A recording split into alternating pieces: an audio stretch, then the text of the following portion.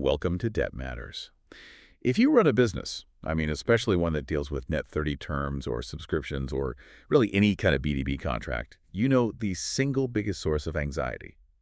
It isn't usually if a client is going to pay, it's when.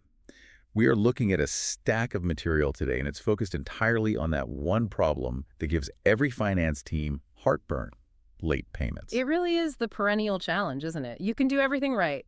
You nail the sale, you deliver a great product or service, you send the invoice on time, and still your cash flow is basically held hostage by someone else's, slow accounts payable department. Exactly. And what we've been seeing is that technology is no longer just a nice to have, a useful addition to your finance stack. It's becoming the critical infrastructure you need to just stabilize your cash flow. Absolutely. And we're moving beyond just, sending a friendly reminder email. That's not what this is about. Right. Today, our focus is really on the technical, the systematic shift, how automation gets woven into the entire financial life cycle, from the very second a potential client walks in the door, all the way through to getting that final payment. That's right. Our mission today is to really dissect these specific automation techniques. We need to get into the nuts and bolts of how these systems work, and more importantly, how they can demonstrably, enhance your financial predictability. So we're talking about things like automated client vetting, frictionless payment platforms. And the really sophisticated logic that's now embedded in what are called Dunning flows, it's all about a fundamental shift in thinking. You're moving your business away from being reactive. Constantly chasing old money. Exactly. Chasing money is inefficient. It's costly. This is about being proactive, building a structure to ensure money arrives precisely when you expect it to. So if you're listening, and delayed payments feel like a constant handbrake on your business, on your momentum, or your growth, we're going to break these processes down step by step. You should walk away with clear, actionable knowledge on how automation really tackles that cash flow crunch. Okay, so before we jump into the solutions, I think we really need to get a handle on the full severity of the problem. We all know late payments are bad, but let's really quantify the damage. Why is an invoice that, say, 30 days past do so much more damaging than just the lost revenue from that one sale? Well, the foundational issue, and this comes up again and again, is the immediate and drastic erosion of predictability. It all comes down to predictability. Predictability. Every business operates on an expected rhythm, right? You have fixed costs, you have anticipated expenditures, and you need fixed anticipated receivables to match them. When a client who owes you, say, $50,000 delays that payment, the money you were counting on, To cover next week's payroll or pay your own suppliers? it's just gone. It's not there. And that disconnect is where the real trouble starts. It's like building this really meticulous financial engine, but one of the most critical gears is made of rubber. The whole timing just gets thrown off. That's a perfect analogy. And we should probably introduce a key metric right here that sort of frames this whole conversation.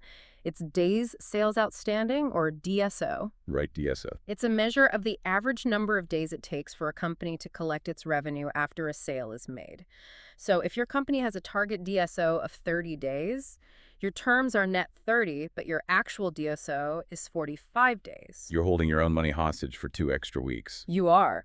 And those 15 extra days of waiting, they don't just feel bad, they cost you real money. How so? What's the direct cost? The unreliable cash flow immediately triggers a very costly chain reaction. Let's say you anticipated $100,000 coming in this week, but only $60,000 actually arrives. You have to cover that $40,000 shortfall somehow. So where does it come from? Well, it often forces businesses to tap into their operating reserves, which you don't want to do, or you start delaying payments to your own suppliers. Which damages your relationships with them. Of course. And worst of all, you might have to draw down on a high-interest line of credit or a loan just to meet your own short-term obligations like rent or staff salaries. So the immediate financial consequence is an increased cost of capital. You are literally paying interest to float money that is already yours. That's the perfect way to put it. The interest rate on your credit line effectively becomes the hidden cost of your slow receivables. And if you're a company trying to grow, that delayed capital might mean you can't fund a new hire, or you have to shelve a crucial R&D project. It directly stifles growth. And we haven't even touched on the operational drain, the human cost, which has to be massive. Oh, it is. That's the second tier of damage. Resource allocation. Think about it. If your accounts receivable team is spending, say, 30 or 40% of their time just manually chasing invoices, phoning people, sending emails for invoices that are 7, 14, 30 days overdue. They're not doing their actual job. They're not focused on strategic financial planning or complex reconciliations or making sure new business is onboarded smoothly. That time spent chasing is just lost. It dramatically increases your effective operational cost for every dollar you collect. So chasing a $1,000 late payment might easily cost you $100 or $200 in just administrative time and capital costs. It just eats away at your margin. It completely erodes it. And that is why there's such a fierce argument for a strategic pivot here. Collection is always going to be necessary. You can't escape it. But the real path to financial health is building these robust, automated systems that are designed to prevent the delay from ever happening in the first place. So the focus shifts from mitigation to just sheer predictability. Exactly. The goal is to pull that DSO figure down closer and closer to your contractual terms. Imagine getting it from 45 days down to, say, 32. That reduction unlocks a massive amount of working capital. Okay, if prevention is the big strategic pivot, let's go right to the starting line. Establishing a sort of technological shield before a business relationship even begins. We're talking about automated credit checks. And this is more than just looking up a FICO score, right? Oh, absolutely. This is foundational. And frankly, it's the step that so many businesses shortchange because they're eager to close a sale. They prioritize the volume of sales over the quality of the customer. Right. They just want the deal signed. Exactly.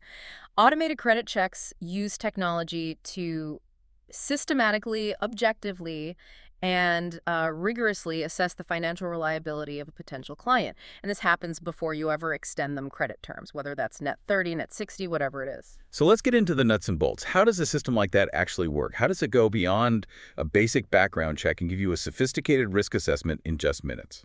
The key function is automated, real-time data integration. The system uses what are called API calls, application programming interfaces. Digital handshakes. That's a great way to think of it. Those are digital handshakes that let the vetting system connect instantly with multiple external data sources. We're talking about commercial credit bureaus, like Dun & Bradstreet, real-time public financial filings, databases that track bankruptcies or judgments. So it's pulling all this disparate data together at the same time. It is. And crucially, it's also pulling from industry-specific peer data sets. And it's looking for predictive patterns of instability, not just a history of past failures. What kind of patterns? What is the algorithm actually looking for? Well, for B2B, a critical metric is something called days beyond terms, or DBT. A client usually pays their invoices to other vendors.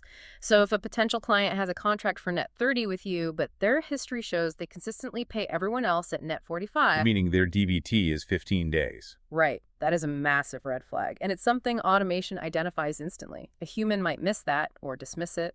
The system won't. Okay, so DBT is much more granular than a simple credit score. What else is feeding into this automated risk scoring? There are a couple of other high-impact components. First is ratio analysis. The system automatically assesses the client's current debt load compared to their reported revenue or assets. For larger clients, it might even factor in a version of the Altman Z-score. Which is what exactly? It's a multivariate formula that's used to predict the probability of a company going into bankruptcy within 2 years. The automation applies a predefined objective algorithm to all of this integrated data, the DBT, the debt ratios, public history, and it spits out a definitive, actionable risk score. That sounds like it just removes the subjective element entirely. I mean, the sales team might be in love with a potential deal, but the system just says, nope, too risky. And that is the massive benefit. You get speed and you get unflinching consistency. A human analyst could spend days pulling and synthesizing all this data. And even then, they might feel pressure from the sales department to, make an exception for this one. Which happens all the time. All the time. The automated system does the analysis in minutes, and it applies the exact same objective risk criteria to every single applicant, big or small. If the predefined risk threshold is breached, let's say the calculated probability of default is over 5%, the application is immediately red-lighted, or at least routed for a higher level review where you might require collateral.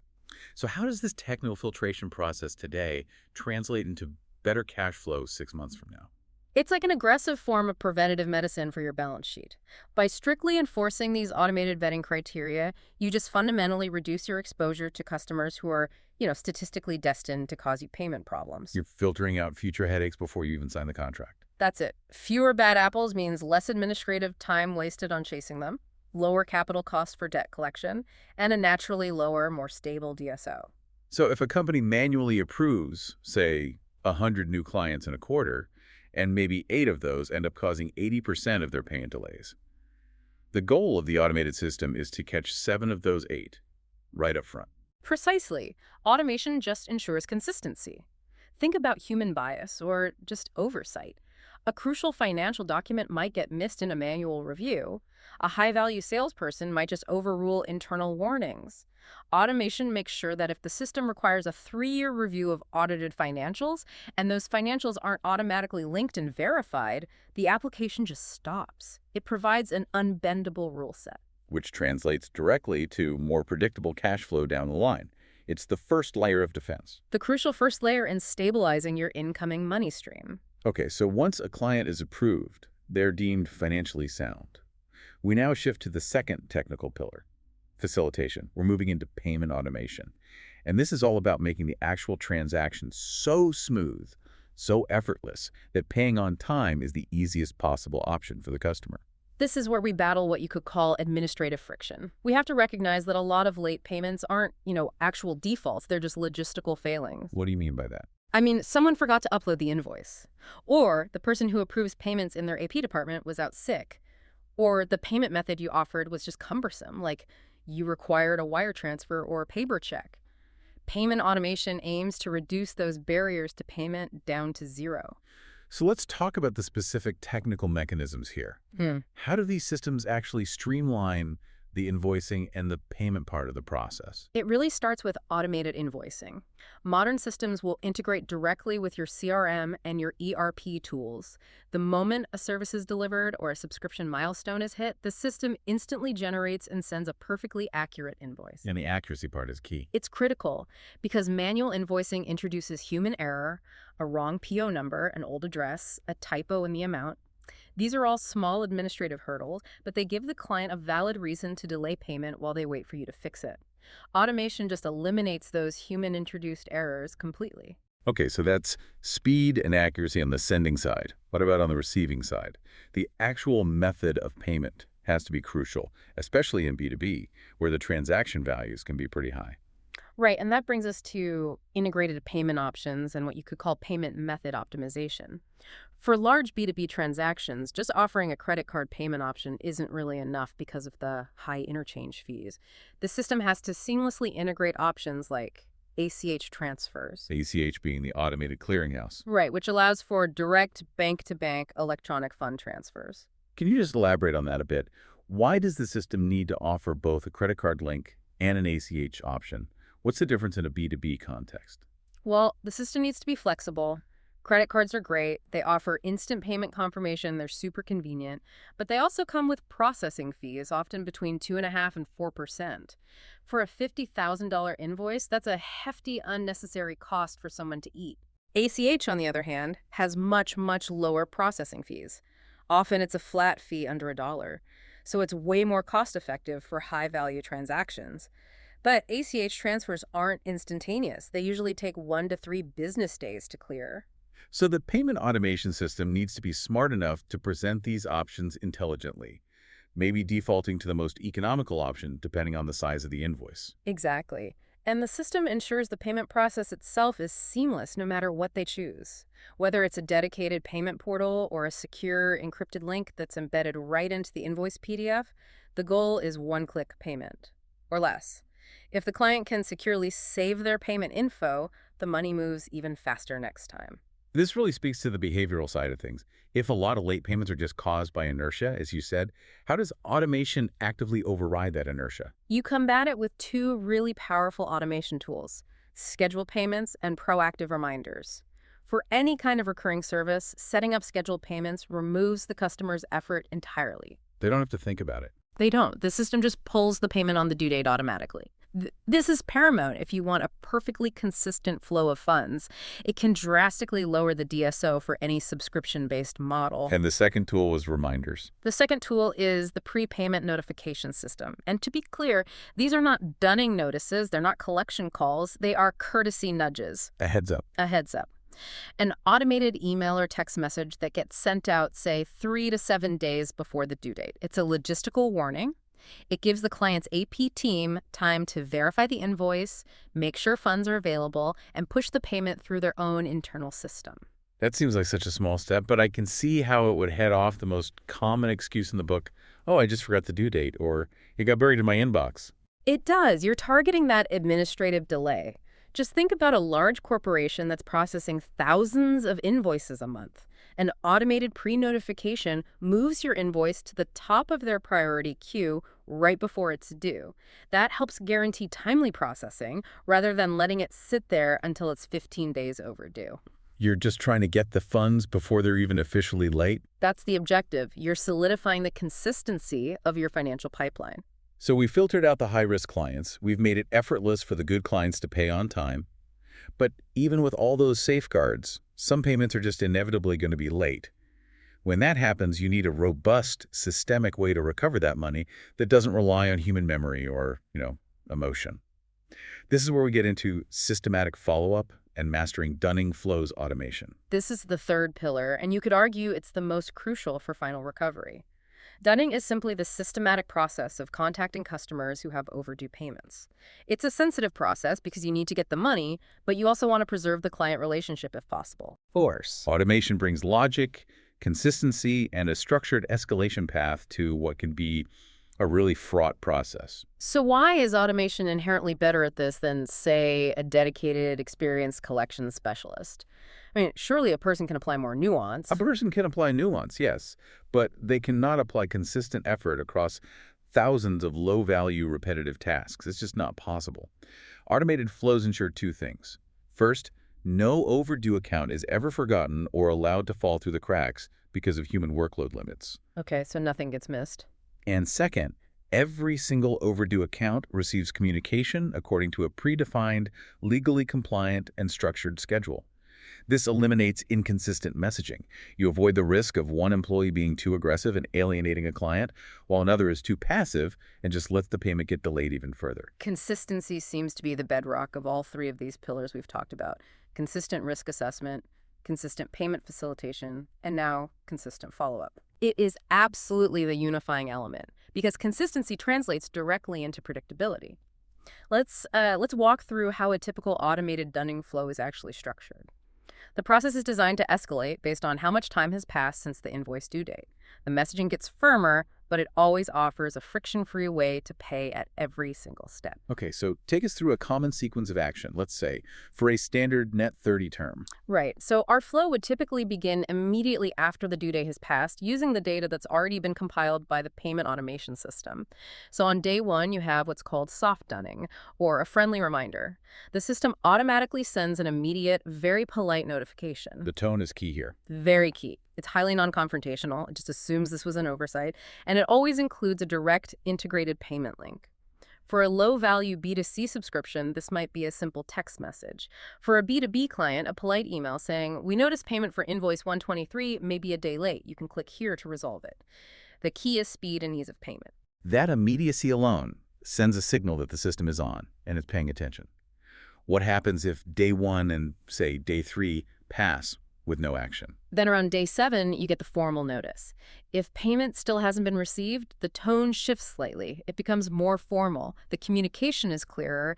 It details the specific amount owed. It might reference the contract terms, specifically any late payment penalties, and it politely urges immediate action. So it's moving the conversation from, hey, you forgot, to this is now officially overdue, and there are contractual consequences. That's a great summary.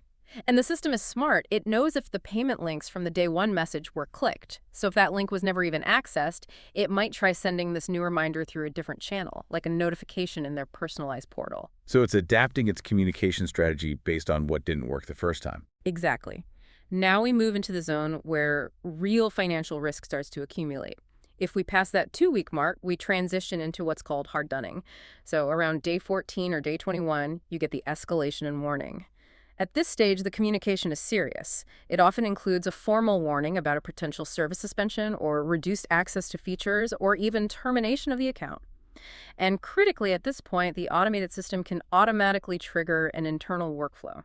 What does that automated trigger actually do? What does it initiate? It initiates triage and human involvement, but only for the accounts where it's truly necessary. So if a high-value client's account crosses the 30-day overdue threshold, the system automatically flags that account for immediate review by a senior collection specialist. The human touch, finally. But for low-value recurring payments, the system might just automatically suspend the service and kick off the final collection attempt sequence, or even automatically hand off the debt data packet to an integrated third-party collections agency. So it saves the specialized staff for the bigger fish. That automated trigger is the key to efficiency.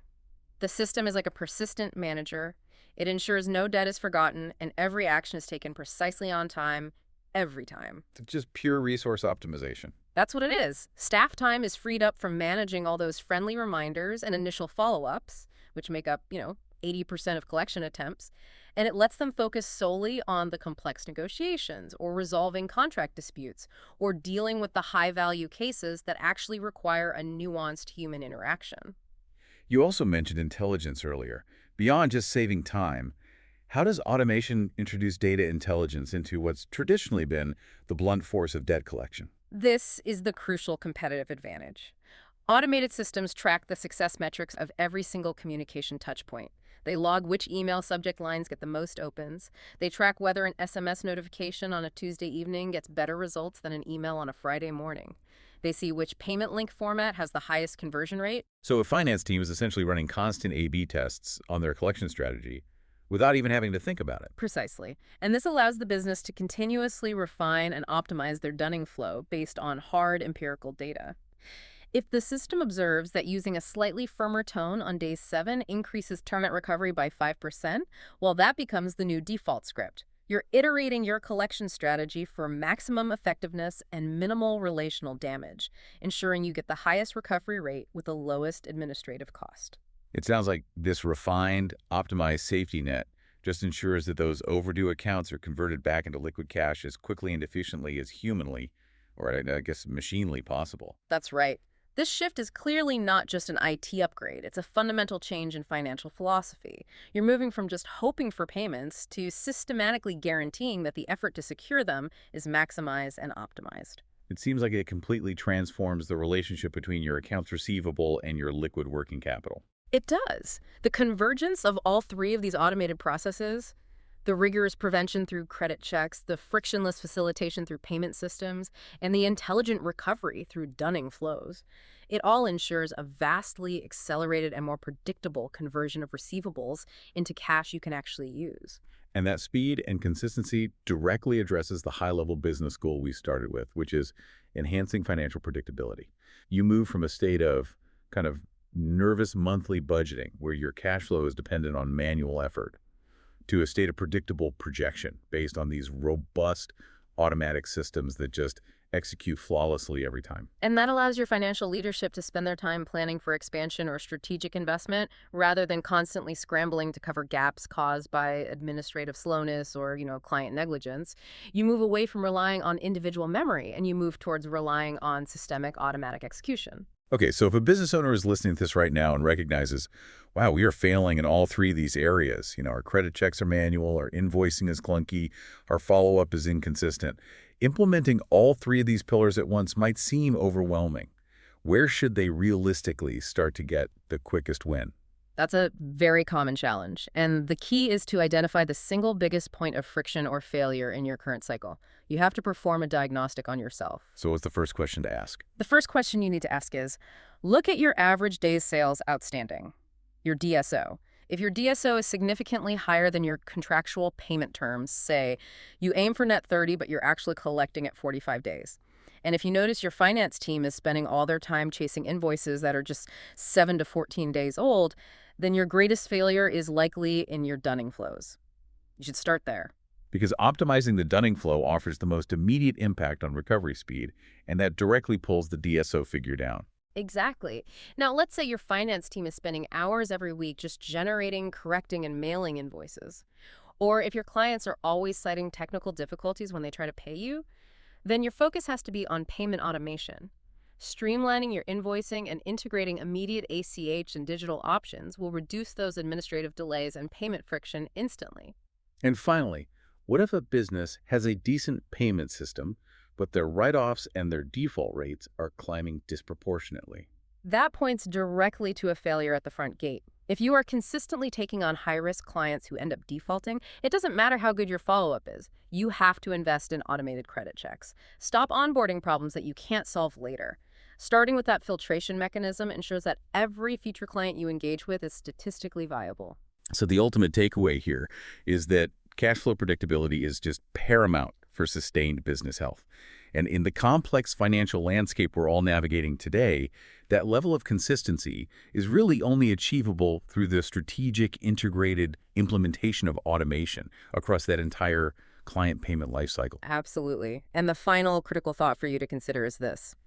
If, by implementing these structured automation systems, you manage to reduce your average days sales outstanding from 45 days down to 35 days, which is a very achievable goal, you have effectively unlocked 10 full days worth of revenue. For a company that generates, say, $10 million in annual revenue, that translates to immediately freeing up roughly $270,000 in working capital. So the question is, what crucial investment could you make today with that $250,000 that is currently just stuck in the ether of overdue accounts? That is the real opportunity cost of maintaining manual, inefficient processes.